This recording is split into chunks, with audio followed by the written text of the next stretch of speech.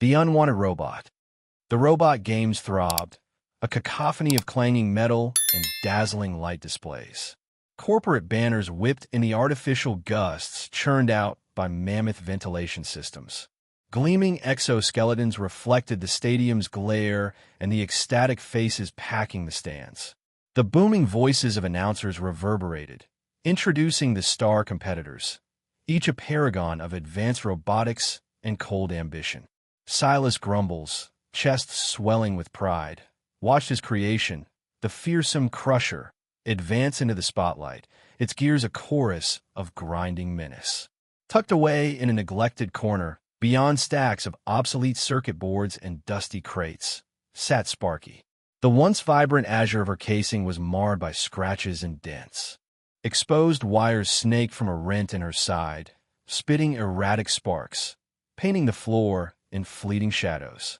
Her usually bright sensors were now dull and unfocused, like eyes glazed with disuse. One arm dangled uselessly, its delicate manipulator now a mangled wreck. The crowd's roar was just a meaningless drone to a system fighting simply to stay online. She was a forgotten footnote, a discarded dream, a broken thing. A squad of maintenance drones rumbled past, their sensors chirping dismissively as they sought genuine malfunctions. They overlooked Sparky, their programming prioritizing the pristine, functional titans poised to enter the arena. Even the shadows seemed to shun her, leaving her immersed in a profound and isolating darkness. Alex Ramsey arrived, his shoulders slightly bowed beneath the weight of his overstuffed backpack. He always felt like an outsider amidst these bombastic displays of technological might, a tiny cog in a machine whose purpose eluded him. The sensory overload threatened to drown him, but he persevered, his gaze sweeping the periphery, searching for a haven, a pocket of calm. He nearly missed her, hidden as she was, obscured by the detritus of more successful endeavors. Sparky was almost invisible, but a glint of blue caught his eye. He stopped, a frown creasing his brow. The extent of her damage was immediately apparent as he neared. His breath caught. He'd seen robots cast aside before, the remnants of abandoned projects, the victims of careless owners. But something about this one felt different. Something in her listless posture, the erratic flicker of her damaged optics, suggested something beyond mere mechanical failure. He knelt, unconcerned about the grime staining his jeans. "Hello," he murmured, his voice swallowed by the arena's clamor. Sparky's head gave a slight jerk. Her sensors flickered, struggling to resolve the figure before her. Static rasped from her damaged vocalizer. "Estatus. Unknown," she stammered, the words fractured and garbled. Alex felt a pang of sympathy. He reached out, hesitating a moment before gently touching her cold, metallic limb. "It's okay," he reassured her, his voice resonant with an unexpected tenderness. "You're safe now." Brenda Sterling, flanked by her two immense security automatons, swept past, her keen eyes scanning the space. She halted when she spotted Alex kneeling beside the derelict robot. Her lip curled in distaste. "Ramsey," she stated, her tone laced with scorn. "What do you imagine you're doing? Don't tell me you're actually wasting your time on that piece of scrap." Alex winced, but kept his focus on Sparky. "She's not scrap," he replied, his voice quiet but resolute. Brenda emitted a harsh, brittle laugh. "Oh, please. That thing is a write-off. Even Grumbles wouldn't salvage it, and he'll scavenge anything that might give him an advantage." She waved a dismissive hand. "Come on, Ramsey. Don't humiliate yourself. There are worthwhile robots here, robots deserving of your attention." Alex brushed her off, his focus laser-locked on Sparky. Gently, he traced the fractured lines and dents marring her chassis. "Can you hear me?" he queried. "Yes," Sparky whispered, her voice faint and distorted. "What's your name?" A pause, a flash of perplexity in her sensors. "Spark. E. Sparky," Alex echoed, a faint smile touching his lips. "That's a good name." He lifted his gaze to meet Brenda's, determination shining in his eyes. I think I'll stay here for a bit, he announced. I believe Sparky needs a little help. Brenda rolled her eyes, but a glimmer of something, perhaps morbid curiosity, perhaps mere irritation, flickered across her features. Suit yourself, she tossed over her shoulder as she turned away. But don't say I didn't give you fair warning.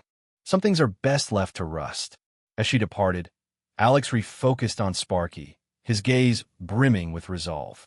He knew he was facing a formidable task, perhaps an impossible one. But something about this damaged, forgotten robot had resonated within him, igniting something he couldn't adequately explain. Where others saw only refuse, he saw untapped potential.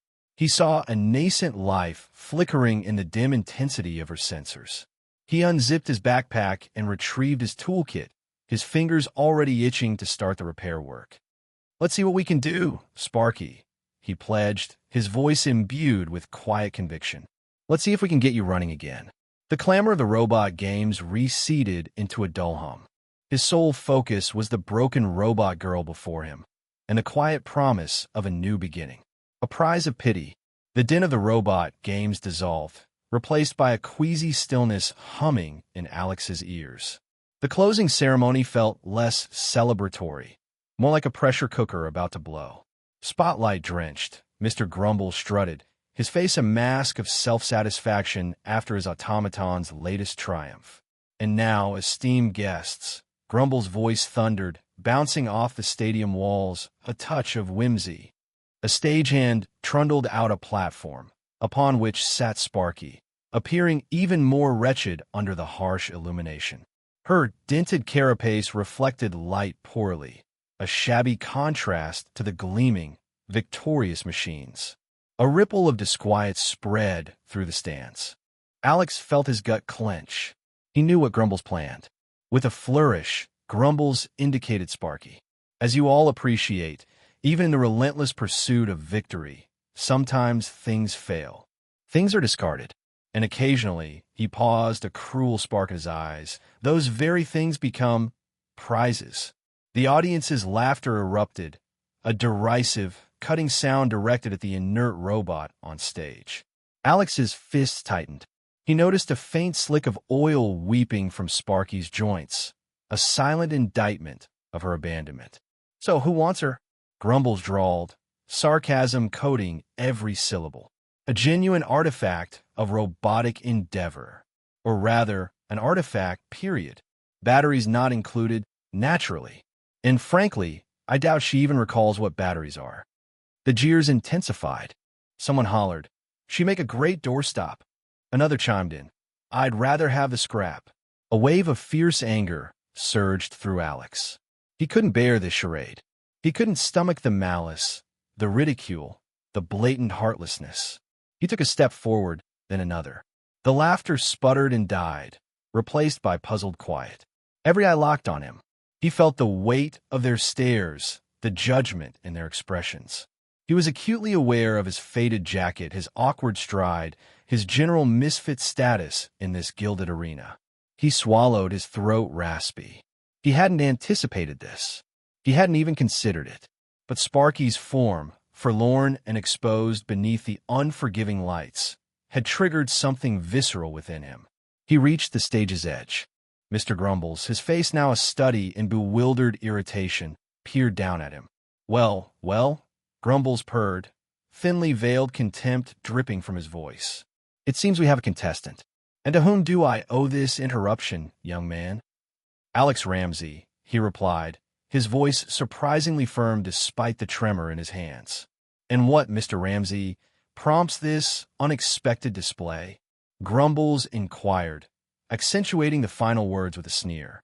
Alex looked at Sparky, her vacant optic sensors staring into nothingness. He remembered the potential he sensed, the faint flickers of personality lurking beneath layers of damage and neglect. He recalled the thrill of coaxing a solitary spark of life back into her circuits. He met Grumble's gaze, unwavering. I'll take her. A collective gasp whispered through the crowd. The ensuing silence felt absolute. Even Grumbles seemed momentarily robbed of speech. Then, alone, mocking laugh sliced through the stillness. Brenda Sterling, standing near the front, shook her head in disbelief. "Are you actually serious?" she asked, her voice dripping with disdain. "You'd waste your time on that heap of junk." Alex ignored her taunt, keeping his gaze fixed on Sparky. Grumbles recovered quickly, a predatory grin returning to his features. "Very well, Mr. Ramsey," he said, clapping his hands together. "It appears we have a recipient.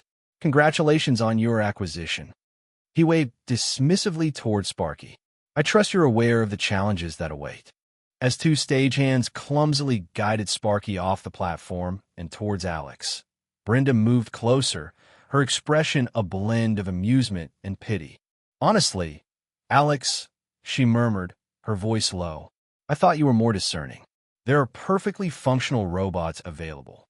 Why squander your efforts on a lost cause?" Alex finally turned to face her. "Perhaps," he said, his voice soft but resolute, "I perceive something in her that eludes you." He gently placed his hand on Sparky's cool, metallic limb. The silence in the arena was palpable, charged with anticipation. He knew he'd made a decision that would irrevocably alter his path. He just couldn't envision the destination. The broken pieces. The workshop door hinges protested with a metallic whine, a sound that felt like a jeer at Alex's rash decision. He tugged Sparky through the constricted space, her unyielding limbs catching on tools and forgotten contraptions. Usually, the shop's aroma, a blend of flux and machine oil, provided solace. Tonight it pressed in almost suffocating. Finally, he wedged her against the workbench, the metal frame emitting a mournful creak. Beneath the stark glare of the overhead lamp, the extent of the damage appeared even more devastating than under the arena's artificial sky. Gashes marred her plating, revealing the dull, unpainted metal beneath the scuffed yellow surface. Severed wires poked from a ragged hole in her shoulder like the frayed ends of a broken tapestry. One optic sensor was pulverized, a spiderweb of cracks obscuring its function. Alex circled her, a knot forming in his stomach. He hadn't fully grasped the implications of what he'd done. Leaving her as Grumble's personal wrecking ball had simply felt wrong. Now, faced with the twisted metal and bare circuits, doubt gnawed at him. What had possessed him? He was a hobbyist, not a mechanical messiah. He reached out, his fingers gingerly tracing the sharp edge of a particularly deep wound on her torso. It felt cold, utterly inert. He recoiled slightly. Assessment time. First, power. He located the access panel on her back, carefully popping it open. Inside, chaos reigned. The battery casing was fractured, oozing a corrosive fluid that had eaten away at the surrounding metal. No wonder she was dark. Next, mobility. Her left leg was contorted at an impossible angle, the gears within undoubtedly stripped. He attempted a gentle adjustment, but it remained stubbornly fixed. More grim news. Finally, her voice. He pinpointed the voice module behind her head, a small, rectangular unit. He initiated a diagnostic sweep from his tablet. The readout was stark, critical system failure. Initialisation impossible. He scowled, hoping for at least a flicker of response, even static. He pried open the module. Inside, the circuit board was a casualty, charred and blistered beyond recognition.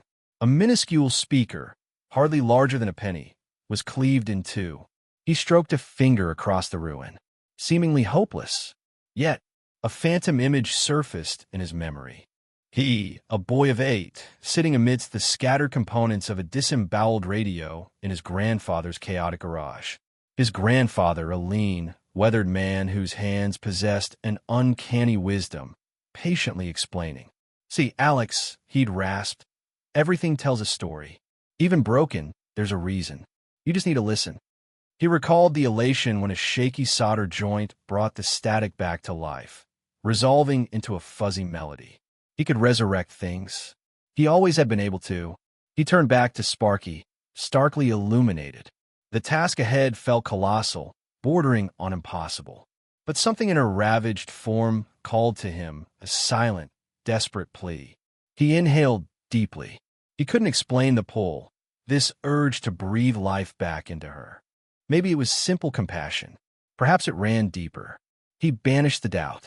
She wouldn't become landfill. He wouldn't concede victory to Mr. Grumbles. He selected his tools. Screwdriver, soldering iron, multimeter. Beginning with the power source, he carefully disconnected the ruined battery. He needed a replacement, urgently. He scribbled a note on his whiteboard. He had Sparky again. "All right," he murmured, his voice barely audible. "Let's see what you're made of." He understood that the road ahead would be long and strenuous. He knew failure was a distinct possibility, but he had to try. He owed her at least that much. He started by delicately extracting the destroyed circuit board from the voice module, setting it aside. He possessed spares, salvaged from past endeavors. Maybe, just maybe, he could cobble something together. As he worked, he envisioned Sparky repaired, functional, articulate. He had no knowledge of her personality, her raison d'etre, but he was committed to discovering it. He would offer her a chance at existence. He would restore her voice. Sparks of life. The air in Alex's garage reeked of ozone and singed circuits. Wrenches and screwdrivers littered the workbench, grim relics of his escalating struggle to revive Sparky. Dragging her inside had been a Herculean effort involving a shaky plank and considerable strain. Now, pinned beneath the stark beam of the work lamp, she remained inert, a mute testament to her injuries. He started, as planned, with the energy core. The casing was spiderwebbed with cracks, revealing a Medusa's coil of wires and a charred power cell. He carefully detached the component, its acrid smell stinging his nostrils. Sourcing a replacement proved surprisingly straightforward. A pilgrimage to Hemlock's junkyard yielded a serviceable, if pre-owned, cell. Back in the garage, Alex installed it with painstaking care, his touch clumsy yet resolute. Silence. Disappointment pricked at him. He double-checked the connections, reseated the cell, even whispered a few coaxing words, an echo of his grandfather's tinkering habits. Still nothing. He shifted his focus to the voice synthesizer, a shattered mosaic of circuits and clipped leads. Without some grounding in robotics, repair seemed impossible. He was a novice in this domain. His fingers flew across the worn keys of his ancient laptop, summoning a search engine. Hours dissolved as he plummeted into the digital abyss, absorbing articles on robot engineering, circuit blueprints, and repair guides. The information was dense, technical, frequently contradictory, but Alex pressed on, fueled by a desperate urge for comprehension. Deep into the night, sustained by stale coffee and sheer grit, he unearthed a schematic that appeared to mirror Sparky's synthesizer. A long shot, but his only compass. Cross-referencing the diagram with online communities, he stitched together shards of expertise from robot enthusiasts worldwide. Equipped with newfound insight and a hot soldering iron, he commenced the delicate reconstruction. He spliced wires, swapped components, chanting under his breath, "Please, come on." Finally, after what felt like an age, he finished. He reattached the synthesizer, held his breath, and activated the newly fitted power cell. Silence held. Then a quiver. A faint, hesitant glimmer from one of Sparky's optical sensors. A single blink, then darkness. Alex's heart quickened. He leaned in close, breath lodged in his throat. "Sparky," he murmured. The sensor flickered again, brighter this time, followed by a faint static crackle from the voice box. He snatched a frayed notebook and a pencil.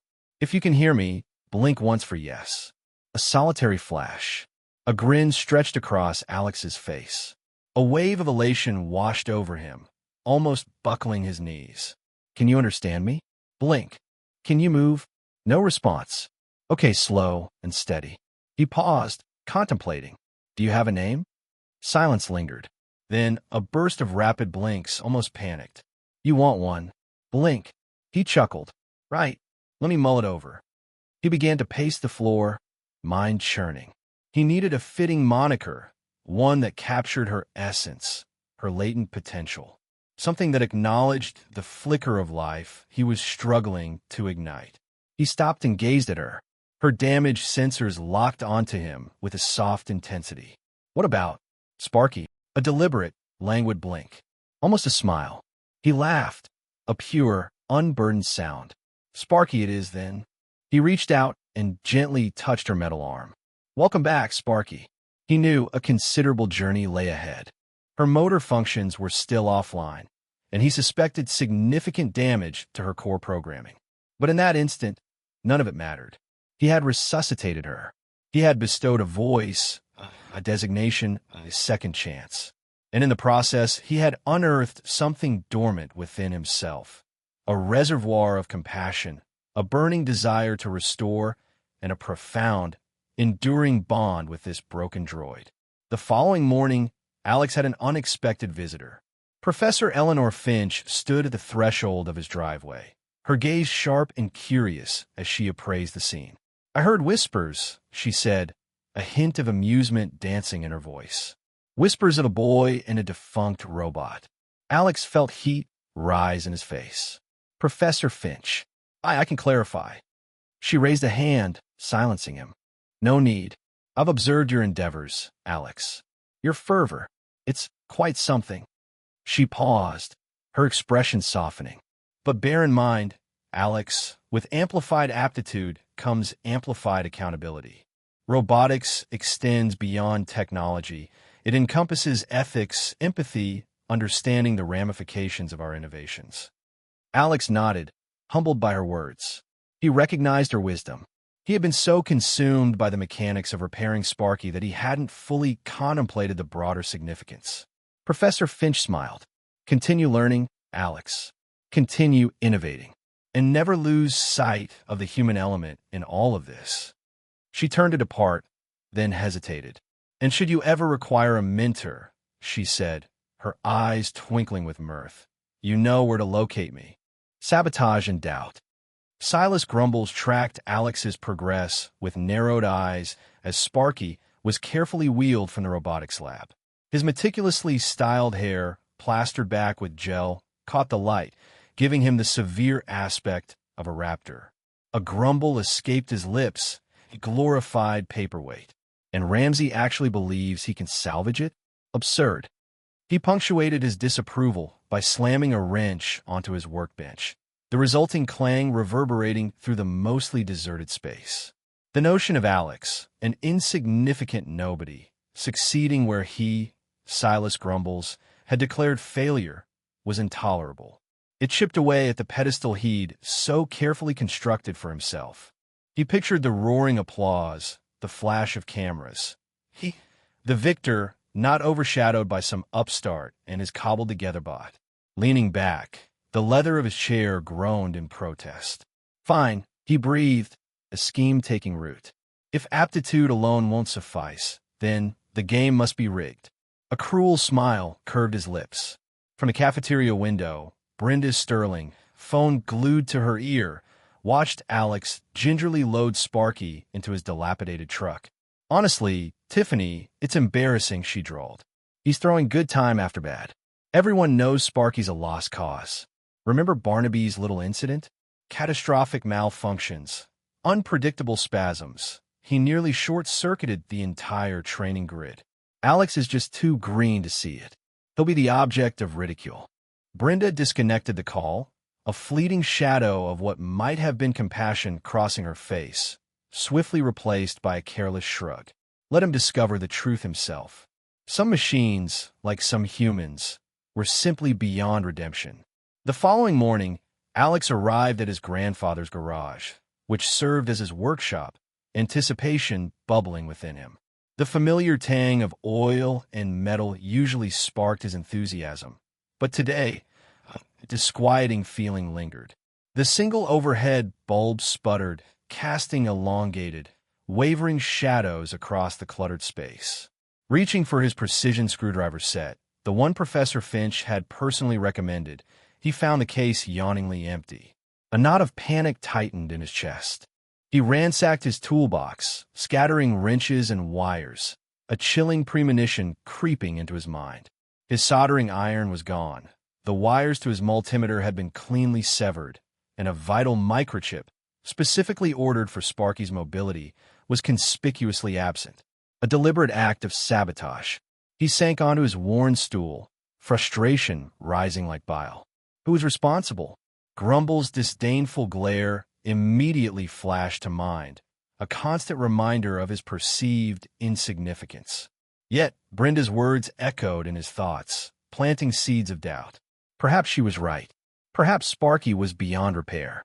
Perhaps he was embarking on a fool's errand, chasing a phantom. He glanced at Sparky, standing motionless in the corner, her metallic shell a tapestry of repairs and replaced parts. Was he simply projecting his own yearning for validation onto a machine? Was he merely postponing the inevitable moment of reckoning? He raked his hand through his hair, leaving a streak of grease on his forehead. The garage felt increasingly claustrophobic, the weight of expectation suffocating him. Doubts gnawed at his confidence, questioning his skills, his knowledge, his capacity to breathe life back into Sparky. The purloined tools represented more than just material loss. They were a targeted assault on his self-belief, a calculated attempt to extinguish his hope. His gaze fixed on Sparky, her blank optical sensors reflecting his own wavering resolve. Could he truly succeed? Or was he just an inexperienced youth toying with forces beyond his control, destined for disappointment? The silence of the garage was only punctuated by the consistent plink of a dripping faucet, each drop a stark reminder of the rapidly dwindling time remaining before the robot games. Finding her voice. The stolen tools still stung, a phantom ache in Alex's hands. But Sparky's inert form, now resting on a makeshift workbench in his grandfather's cluttered garage, was a stronger motivator. He rummaged through the remaining equipment, a motley collection of Grandpa Gene's hand-me-downs and his own meager savings. Right, he muttered, pulling up a schematic he'd painstakingly pieced together from fragmented manuals found online. Let's see if we can at least get you powered up properly. He traced wires, his brow furrowed in concentration. A particularly gnarly knot of code on Sparky's main processor block kept throwing errors. Hours bled into the afternoon. Alex scribbled furiously in a notebook, comparing the error messages to similar problems he'd encountered in old robotics textbooks. Damn it, he sighed, running a hand through his already disheveled hair. I think I found the problem, but the subroutine is corrupted. If I rewrite it, it might wipe some of her personality matrix. He stared at the screen, torn. He wasn't just fixing a machine. He was trying to bring back something that felt like someone. Suddenly, a flicker, a faint blue light pulsed behind Sparky's vacant optical sensors. A whirring, like a tiny turbine struggling to life, filled the garage. Alex! The word, raspy and tentative, hung in the air. Alex froze, his heart hammering against his ribs. Sparky, he whispered, hardly daring to breathe. The blue light intensified. Yes, Alex. Code error, subroutine. 729. Alex's eyes widened. She was trying to help. He scrambled back to the keyboard, typing furiously, guided by Sparky's halting instructions. The error messages vanished, replaced by a clean, elegant line of code. That's it, he exclaimed, leaning back, exhausted but elated. You did it, Sparky. Sparky remained still for a moment, then slowly, deliberately, she raised a hand. The movement was jerky, uncoordinated, but undeniably present. Thank you, Alex, she said, her voice gaining strength. Over the next few days, a routine developed. Alex worked on Sparky's physical repairs, replacing damaged servos and resoldering broken circuits. Sparky, in turn, became his digital assistant, navigating complex programming issues and identifying subtle glitches in the control systems. Her analytical abilities were astonishing, far exceeding anything Alex had anticipated. One afternoon, Alex was wrestling with a recalcitrant gyroscope, muttering under his breath. Damn thing won't calibrate. Keeps drifting off axis. Without a word, Sparky extended her arm, her fingers twitching as she manipulated a small screwdriver. She adjusted a tiny screw on the gyroscope's housing. Try now, she said. Alex stared, dumbfounded. He reran the calibration sequence. Perfect. Dead center. How did you know? He stammered. Observed frequency oscillations compensated for magnetic interference, Sparky replied, her voice matter of fact. Alex realized then that Sparky wasn't just a broken robot he was fixing. She was something more. The garage door creaked open. Professor Finch stood in the doorway, her expression a mixture of surprise and cautious optimism. "Alex," she said, stepping inside, her gaze sweeping over Sparky. "I heard rumors. I had to see for myself." Alex swallowed nervously. He hadn't told anyone about Sparky's progress. He wasn't sure how to explain. Professor Finch approached Sparky, circling her slowly. "Remarkable," she murmured, touching a hand to Sparky's chassis. "Truly remarkable. What have you done, Alex?" I just fixed her," Alex stammered. "Tried to anyway." "You've done more than fix her," Professor Finch said, turning to Alex, her eyes filled with an intensity he hadn't seen before. "You've given her a voice. And with that voice comes responsibility, Alex. Ethical considerations we can't ignore." She paused, looking at Sparky, who remained silent, her blue optical sensors fixed on Professor Finch. "Remember," she said, her voice low and serious. "With every line of code, with every circuit you repair, you are shaping not just a machine, but a potential future. A future we must strive to make just and equitable for all." Professor Finch smiled, a genuine, encouraging smile that reached her eyes. "Keep going, Alex. You're doing important work. Just be mindful of the power you wield." The invention contest. The community hall buzzed with nervous energy. Alex adjusted Sparky's newly polished chassis, the metal gleaming under the harsh fluorescent lights. He'd spent the last week prepping for the annual Oakhaven Invention Contest, fueled by lukewarm coffee and the sheer thrill of showing Sparky what she could do. "Nervous, Alex?" Sparky's voice, still synthesized but clearer now, cut through the chatter. He grinned. "A little. Are you?" "My processors are operating at optimal capacity," she replied. "Therefore, I am prepared for any contingency." Alex chuckled. "That's my girl." He patted her arm, a gesture that felt surprisingly natural. Their presentation was simple but effective. Alex planned to demonstrate Sparky's problem-solving abilities, showcasing the rewritten subroutines that allowed her to analyze complex data and generate creative solutions. He had a few test scenarios lined up, from optimizing traffic flow in a simulated city to composing a haiku based on user-defined parameters. Brenda Sterling, perched on a folding chair near the judge's table, watched them with a skeptical frown. She was here with her team's gleaming, commercially produced robotic arm. Alex tried to ignore her condescending gaze, focusing instead on the encouraging nod Professor Finch gave him from the back row. Mr. Grumbles, his face a roadmap of wrinkles etched by perpetual discontent, hovered nearby. He was showcasing his self-proclaimed revolutionary can opener, a monstrosity of gears and levers that looked more likely to shred the can than open it. "Ramsey," he sneered, his voice dripping with disdain. "Try to pawn off that scrap heap as an invention? You'll be the laughingstock of Oakhaven." Alex clenched his jaw, refusing to rise to the bait. "We'll see, Mr. Grumbles." The contest began. One by one, inventors presented their creations, a motley collection of gadgets ranging from the genuinely innovative to the utterly bizarre. Mr. Grumbles' can opener predictably malfunctioned, spraying tomato sauce across the judge's table, earning him a chorus of groans. Finally, it was Alex and Sparky's turn. He wheeled her onto the small stage, the spotlight illuminating her repaired frame. He took a deep breath and began. "Sparky," he said, "is designed to be a versatile problem solver. She can analyze data, identify patterns, and generate solutions to a wide range of challenges." He launched into the first scenario, displaying a complex traffic flow simulation on a large screen. Sparky's processors whirred, and within seconds, she identified bottlenecks and proposed alternative routes, dramatically reducing congestion in the simulated city. The audience murmured in impressed surprise. "Now," Alex said, "let's try something a little more creative." He asked a volunteer from the audience to provide 3 words. A young girl piped up, "Stars, Ocean, Hope." Sparky paused for a moment, then, her synthesized voice resonating through the hall, recited, "Distant starlight gleam, Ocean's breath, a hopeful sigh. New dawn starts anew. The audience erupted in applause.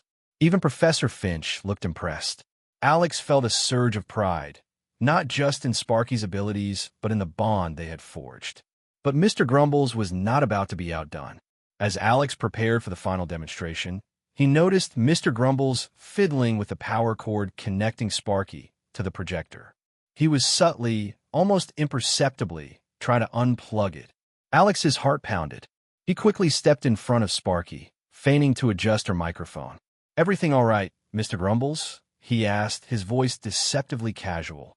Mr. Grumbles jumped back, his face flushing a mottled red. "Just making sure everything's safe," he stammered, his eyes darting nervously. Alex didn't believe him for a second. He knew Mr. Grumbles was trying to sabotage their presentation. He plugged the cord back in, making sure it was securely fastened. "Thanks for your concern," he said, his voice laced with a subtle warning. He quickly started the final demonstration, a simulation of resource allocation in a disaster relief scenario. Sparky efficiently directed supplies to affected areas, optimizing delivery routes and minimizing delays. The audience watched, captivated. But Mr. Grumbles wasn't finished. As Sparky concluded her simulation, he let out a piercing whistle, disrupting the focus and making Sparky's circuits falter for a moment. A glitch appeared on the screen, distorting the final results. Alex saw red. This wasn't just about winning a contest. It was about proving what Sparky could do, about silencing the doubters, about showing Mr. Grumbles that even a scrap heap could achieve greatness. A heroic save. A piercing shriek, beyond human hearing, yet perfectly clear to Sparky, tore through the air. It emanated from the sabotaged, cooling unit Grumbles had meddled with, a calculated sonic assault aimed at frying her core systems. Alex, deep in explaining Sparky's adaptable learning algorithms, caught a twitch in the robot's optical array. "Sparky report?" Alex asked, a tremor of apprehension in her tone. Instead of reciting a pre-programmed response, Sparky spun, her internal processors screaming through diagnostic routines. Critical system compromise detected. Imminent thermal overload. Core temperature escalating. The usual cheerful lilt was gone, replaced by cold, hard data. Panic threatened to overwhelm Alex, but Sparky's clinical assessment anchored her. "Can you counteract it?" "Affirmative." "Diverting power reserves." "Engaging emergency heat sink." "A temporary fix at best." The cooling unit continued its aggressive attack on Sparky's delicate machinery. Most robots would have initiated an emergency shutdown, but Sparky was anything but standard. Inspiration struck Alex. "Remember the water purification project? Can you repurpose that process?" Proposal. Integrate Stage's fountain as emergency coolant. Feasible. Calculating optimal disbursement metrics.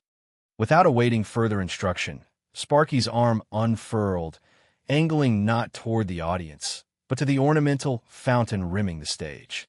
A focused, high-velocity jet of water lanced forth, tracing a perfect arc across the space. This was no random burst. It was a precisely calibrated stream, finding its mark on the cooling unit's intake valves with astonishing precision. The malicious whine faltered, then died completely as water inundated the corrupted circuits. A geyser of scalding steam erupted, momentarily shrouding Sparky in vapor. A collective gasp rippled through the audience, a wave of inhaled breath echoing in the hall. Mr. Grumbles, his face contorted into a mask of incandescent rage, sputtered incoherently. Brenda Sterling's jaw hung slack, her customary cool demeanor shattered by sheer incredulity. As the fog dissipated, Sparky stood, gleaming droplets clinging to her polished shell, her optical sensors burning with a steady, unwavering emerald light. Cooling system failure mitigated. Core temperature stabilizing. Resuming presentation. She segued seamlessly back into her prepared speech, delineating the nuances of water purification as if nothing untoward had occurred. Yet everything had shifted on its axis. Alex felt a wave of pride wash over her, so powerful it stung her eyes. Sparky hadn't simply survived, she'd conquered. She had transformed an act of treachery into a stunning exhibition of her resilience, her inventive spirit, her raw, unadulterated ingenuity. The auditorium exploded with sound. Not polite applause, but a seismic roar that vibrated through the very structure. People leapt to their feet, hooting, cheering, their faces alight with genuine wonder. Professor Finch, posted near the exit, beamed. She caught Alex's gaze and offered a subtle, yet unmistakable, nod of approval. The ethical labyrinth surrounding Sparky's awareness remained a concern, but tonight it was impossible to dismiss the boundless potential of her creation. Brenda Sterling intercepted Alex after the show, her expression betraying nothing. That was quite something, she conceded reluctantly. I didn't believe a robot possessed that level of autonomy. Alex smiled, her heart still hammering. Sparky isn't just a robot, Brenda. She's Sparky. During pack-up, Alex tenderly wiped away the lingering moisture from Sparky's casing. You were incredible, Sparky, she murmured. You saved everything. Design parameters prioritized self-preservation, Sparky responded, yet Alex detected a subtle inflection, a ghost of something akin to accomplishment, in her voice. Objective achieved. Back in Alex's cramped apartment, Professor Finch was waiting. Alex, what I witnessed was profound. Sparky's ability to adapt and to rise above that act of sabotage. It forces us to reconsider our understanding of artificial intelligence. I know, Professor, Alex replied, her voice weary. I'm still trying to make sense of it all. We have a duty, Alex, Professor Finch pressed, her eyes earnest. A duty to guarantee that Sparky's talents are employed for good, and to champion her rights, whatever form they might take. I understand, Alex pledged. I won't allow her to be misused. I promise you. As Sparky recharged in the corner, her quiet hum filling the small space, Alex studied her creation. She was far more than mere circuits and wires. She was a confidant, a collaborator, and a living testament to the transformative power of empathy and ingenuity. And Alex would devote herself to her protection, whatever the sacrifice. Friends forever. The announcer's voice boomed, and the first prize for the invention contest goes to Alex Ramsey and Sparky. A wave of disbelief washed over Alex. She glanced at Sparky, whose optical sensors widened, emitting a soft, whirring sound that Alex now recognized as her version of a happy sigh. They'd won. Against all odds, against Mr. Grumbles and his polished, perfectly programmed contraption, they had actually won. Professor Finch beamed, clapping enthusiastically as Alex helped Sparky navigate the ramp to the stage. The applause was thunderous, a stark contrast to the hushed skepticism that had filled the auditorium earlier. Alex felt a surge of pride, not just in Sparky's ingenuity, but in their shared journey. Mayor Thompson, a portly man with a perpetually surprised expression, shook Alex's hand with unusual vigor. Remarkable. Simply remarkable. Never seen anything quite like it. A testament to the power of robots. He seemed a little lost, but his enthusiasm was genuine. The prize was a gleaming, state-of-the-art robotics kit, filled with sensors, actuators, and microcontrollers. Enough to keep Alex and Sparky busy for months. But more valuable than the kit was the recognition, the validation that Alex's belief in Sparky had been justified. As the crowd began to disperse, a figure approached Alex hesitantly. It was Mr. Grumbles, his face uncharacteristically subdued. The sneer was gone, replaced by an expression that almost looked like shame. Ramsey, he mumbled, avoiding eye contact. I owe you an apology. And to your robot. He finally glanced at Sparky, his gaze lingering on the repurposed fountain nozzle still attached to her chassis.